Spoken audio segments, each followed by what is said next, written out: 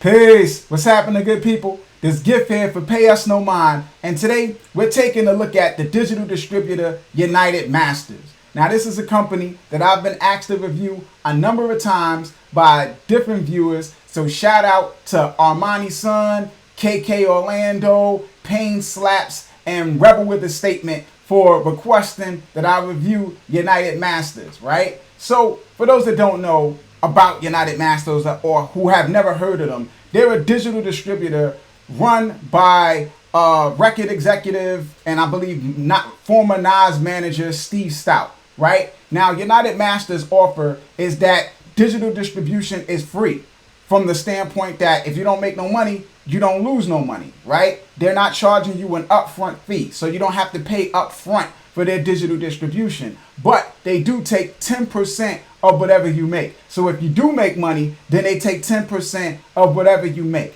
So we're going to get into more of what they offer, right? Taking a look at some of this stuff and some of the things that concern me about them and some of the things that maybe you should be concerned about, right, with United Masters. So without further ado, let's dig into it, right? All right, man. So if we're looking at United Masters, you see, man, the first thing that they're promoting heavily is their mobile app. So they have a mobile app, kind of like Amuse has, but their mobile app, I mean, similar, yeah, because it's like, I guess they're different from Amuse in the way that they allow you to track social media activity, like your followers and stuff like that on Instagram and SoundCloud and stuff like that, where Amuse just allows you to keep track of sales and upload music. But United Masters app allows you to upload music, keep track of sales data, and keep track of social media follower activity, whether you're gaining and losing followers and things of that nature, right? So they have an app that kind of simplifies the process of uploading music and allowing you to do things on the fly. So you look at that and you say, that's pretty good, right? Now they say marketing made easy. Now with the marketing thing, I don't know about, because they don't really do marketing, right? They're not going to advertise for you. They're not going to promote you. They're not going to do PR. They're not going to do any of that stuff. They just more so provide a promotional tool, right? And the promotional tool that they provide is basically a master link, like one of the links that you could use from Smart URL or Linkfire or Feature.fm or a number of companies that kind of provide better links that do more for you, right? They provide those for you and in their package of distribution. And that's not really, making marketing easy or marketing you at all. You know what I'm saying? So, that, we're going to just like not really pay too much attention to, right? Now they promoting this guy that they signed, right? NLE Chopper, right? He's a rapper they ended up signing.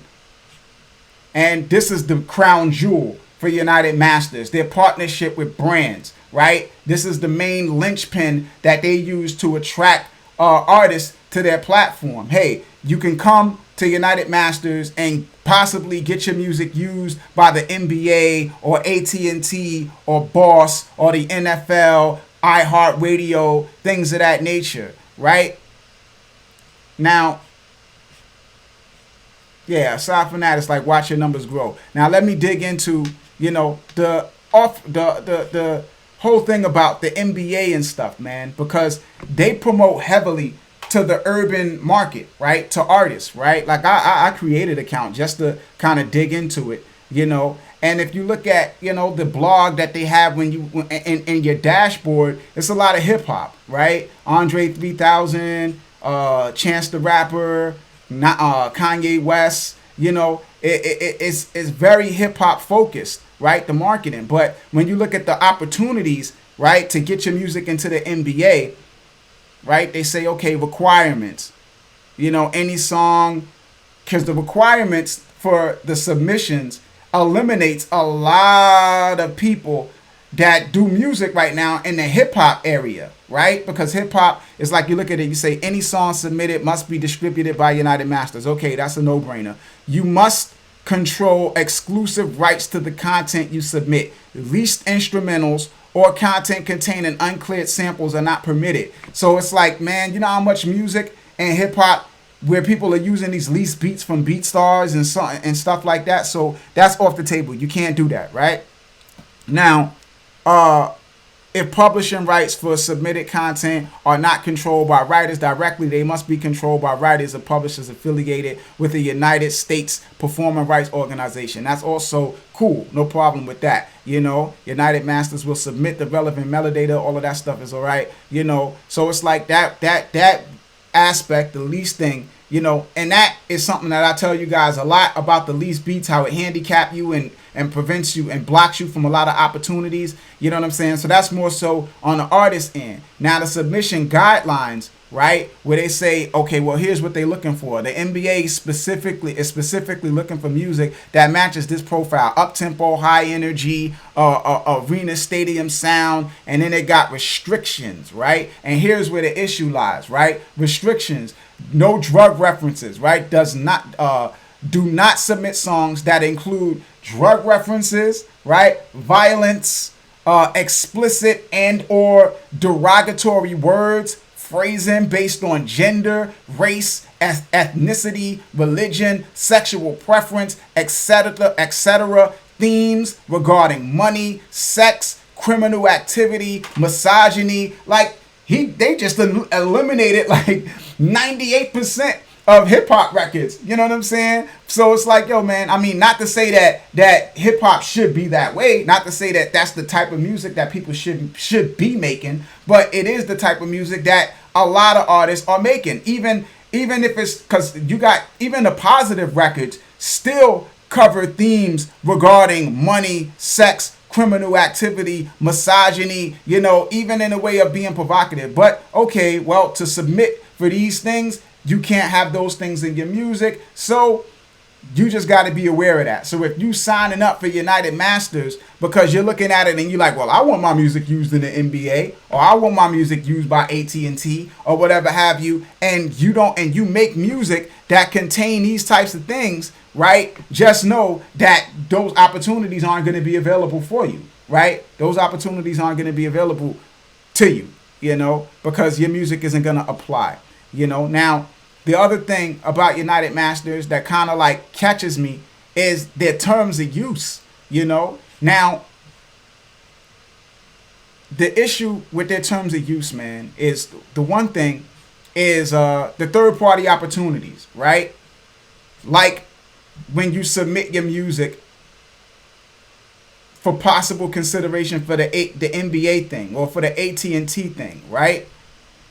They're saying that they're not guaranteeing you that they're even going to submit the music to the NBA, which is like, okay, that makes sense if they have all of these restrictions, because if you submit a song but it goes against all of the restrictions that they're telling you that the music shouldn't have, then yeah, they're not going to submit it to the NBA or whatever have you, right? But on the flip side of that, man, they have this thing right here, this right of first refusal, right? And this right of first refusal applies to all songs submitted, no matter if they actually send those songs to the NBA or not.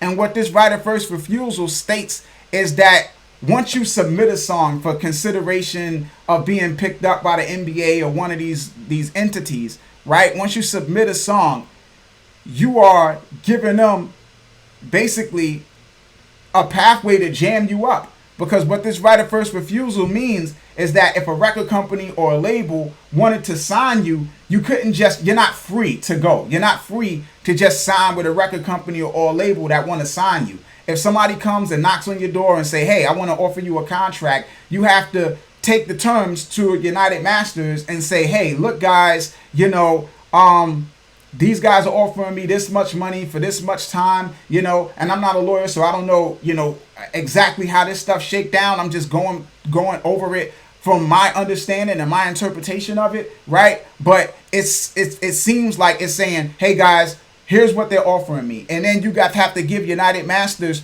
30 days to decide whether they're going to try to give you a counter offer, right? Whether they're going to counter offer whatever the record company or label that wants to sign you offered you, right? And after 30 days, if they decide to counter offer, doesn't mean they'll have a counter offer ready. It just means that now you have to negotiate with them to basically come to some type of term that you can agree with them. You know what I'm saying? And I mean, at the end of that 30 days, that record company or label might have been done and walked away from the table, let alone, going through the process of negotiating with United Masters, So that's not something you want to put yourself in that kind of bind. Not for this, right of first refusal is something that you kind of give people in exchange for something, right? Like either they're giving you some money up front or they're doing something for you where, you're sacrificing that right of first refusal because it makes things more complicated for you. You know what I'm saying? It compromises your freedom. So that thing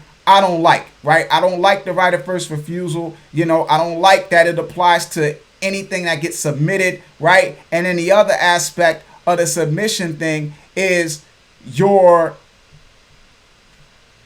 revenue, right? Because they say they take 10% of your revenue, right? 10% of your revenue. That's what they take. But if you submit your song to the NBA or whatever have you, and it gets accepted, no matter how big or small the opportunity may be, it shoots up from 10% to 20%. So the rate that they take from you doubles if you get accepted for any of those opportunities. So you get accepted for an opportunity, they go from taking 10% to taking 20%, right? And then they enter you into that right of first refusal thing where you're not free to go. And now if somebody wants to sign you, you got to basically go to them and essentially get permission, right? Because if they don't want to sign you, then you're free to go. But if they do want you, then you kind of got to be in this situation where you got to go through this process with them, right? So those things are things that kind of like make me feel like not so much, with United Masters. If they took away those things, then maybe, right, they would be a good distributor. They get you into a lot of stores, right? Hold on, let me get out of here, right? Right, so if they took away those things, it would be a pretty good digital distributor. They get you into about 40 stores, a lot of different stores they get you into, right? They're providing opportunities for you in the way of getting licensing opportunities with the NBA and AT&T. It's just how they're going about it and the pitfalls of taking advantage of those opportunities, right? The app that they have for you to upload your music and track sales and track social media, your increases in your social media following and things like that. All of those things are good, but they got some real big caveats, man. And like I said, man, that right of first refusal thing is a big one. And that doubling of the percentage of revenue they take from 10 to 20% if you get one of those opportunities is another big one. They also have something in their terms of use where it's like, what you call it? It's, hold on, let me see again. 1 minute, y'all.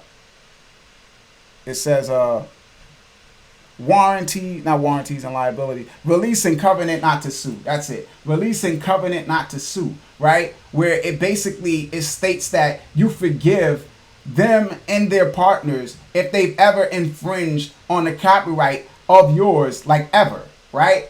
So like you got the situation with Eminem and 8 Mile, where he discovers that, Spotify has been infringing on his copyright from years ago and now he's going to sue them. If you use United Masters, right, and you find out that Spotify or any other entity that they collaborate with has been using your copyright without your permission, you couldn't sue them. You basically forgiving them and using United Masters. So you're forgiving everybody that's ever infringed upon you or violated you that works with United Masters, including United Masters, right? So that's another thing that I don't dig about them, So those things are my main sticking points with them. It's the releasing covenant not to sue, right? It's the right of first refusal, and it's the doubling of the royalty percentage, that they take from you in the event that you get a song added to, an opportunity that they're providing, Now, if you guys want to learn more about United Masters, like everything you can know about them, you can get the Guide to Digital Distribution that has a ton of information on them, including, everything from YouTube to everything, right? As well as all the other, really all the primary digital distributors, right? Next up, we're gonna try to cover Amuse. Hope you guys look forward to that. If anybody want to reach out to me, fact checking, you want to say, hey, you was wrong on something or you misinterpreted something, feel free to post a comment in the link below. If you're a United Masters user and you have anything you want to say in regards to your experience with them, feel free to comment, below. Hit me up on Instagram at real_payusnomind. You can hit me up on Twitter, Payusnomind. Email me, payusnomind@gmail.com. This is Gift signing off. Pay us no mind. Peace, good people. One.